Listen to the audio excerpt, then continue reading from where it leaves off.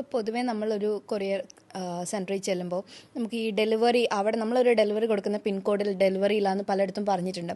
അങ്ങനെ ഒരു പ്രശ്നം എപ്പോഴെങ്കിലും നമ്മുടെ ലുഫാക്കാർട്ടിൽ വന്നിട്ടുണ്ടോ? അത് അല്ലെങ്കിൽ അത് നമ്മൾ എപ്പോഴെങ്കിലും ഫേസ് ചെയ്യേണ്ടതായിട്ട് വന്നിട്ടുണ്ടോ? നമ്മളിത് മൾട്ടി കൊറിയർ സംവിധാനം ആയതുകൊണ്ട് നമുക്ക് ഒരു കൊറിയർ കിട്ടിയില്ലെങ്കിൽ പിൻകോഡ് കിട്ടിയില്ല, അടുത്ത പിൻകോഡ് ചൂസ് ചെയ്യാൻ നമുക്ക് മറ്റൊരു കമ്പനി ഉണ്ട്.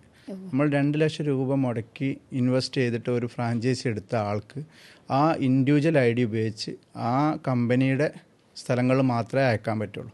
നമുക്ക് 16 കമ്പനി ഉള്ളത് കൊണ്ട് ഒരു കമ്പനിയിൽ കിട്ടിയില്ലെങ്കിൽ മറ്റ് പിൻകോഡുകളിലൊക്കെ ചെയ്യാൻ പറ്റും. അപ്പം 16 കമ്പനി ഉള്ളതുകൊണ്ട് ഇന്ത്യയിൽ 29,000 പിൻകോഡിൽ നമുക്ക് സർവീസ് ചെയ്യാൻ പറ്റും. ഓക്കെ, അപ്പോൾ ഇന്ത്യ ഒട്ടാകെ നമുക്ക് സർവീസസ് അവൈലബിൾ ആണ് കറന്റ്? ഇന്ത്യ ഒട്ടാകെയും ചെയ്യുക, അതോടൊപ്പം ഇൻ്റർനാഷണൽ നമ്മൾ മാനുവലായിട്ട് സപ്പോർട്ട് കൊടുക്കുന്നുണ്ട്. നമ്മൾ ആരോമാക്സ്, DHL തുടങ്ങിയിട്ട് ബ്ലൂ ഡാർട്ട് പോലെ കമ്പനികളുമായിട്ട് ടൈ അപ്പ് ആയിട്ട് ചെയ്യുന്നുണ്ട്.